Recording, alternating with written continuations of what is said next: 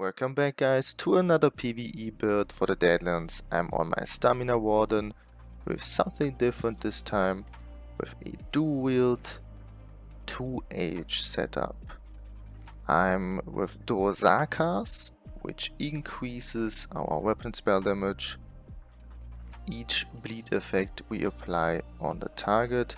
As standard with this build we have Grinding Slashes, which deals bleed damage, Cutting Dive, the initial bleed damage and the dot bleed damage, Growing Swarm, bleed damage, Stampede, physical but with Merciless Charge, the proc of the Maelstrom 2H gives another bleed damage over time effect, and Carve as bleed damage. So we have in total 1, 2, 3, 4, 5 bleed damage effects, which means even 6 with Cutting Dive, so we gain over 600 spell damage on top with this juicy set. It's perfect for this build.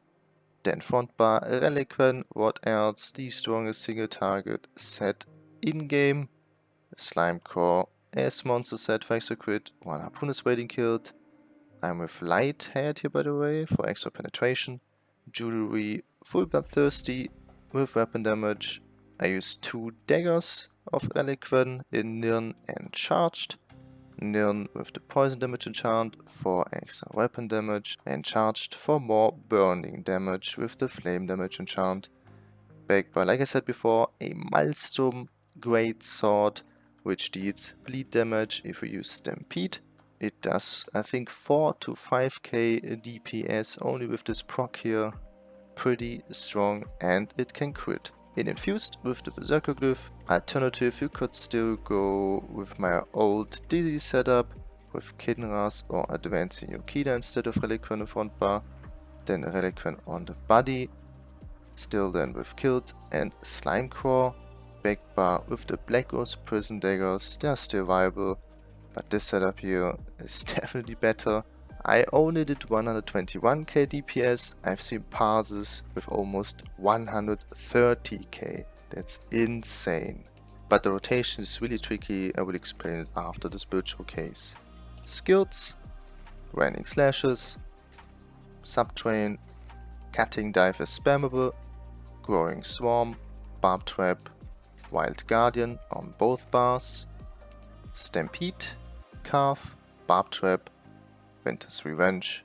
If you don't have sustain issues, you can put something else here, like just for more passive damage, Camouflage Hunter.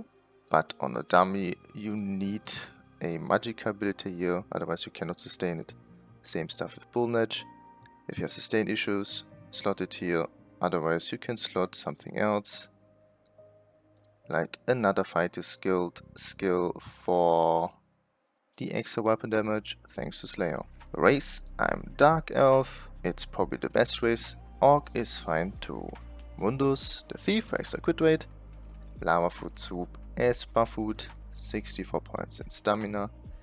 And potions, like always, with Major Brutality, Savagery and Stamina. CPs, Deadly Aim, Master at Arms, Taumaturge and Backstabber. If you can't flank the enemy, put Backstabber out for fighting finesse. With my old setup with the Dizzy spam, put Taumaturge out for example, Waffle Strikes here. Red ones, Rejuvenation, Fortified, Boundless Vitality and Celerity. The rotation is tricky. First of all, keep up Sub Assault every 6 to 7 seconds. Build up 3 Carve stacks as fast as possible. I just do it at the start. Once you have reached all 3 stacks, keep it up every 12 seconds. Reapply all dots, we need them for the extra weapon damage with the set Dro'zakar. Then of course Barb Trap for minor force and use the ultimate on cooldown. So far so good. Now the tricky part starts. Cutting Dive has 2 effects. The first one is a usual initial hit. The second one is a powerful dot which can stack.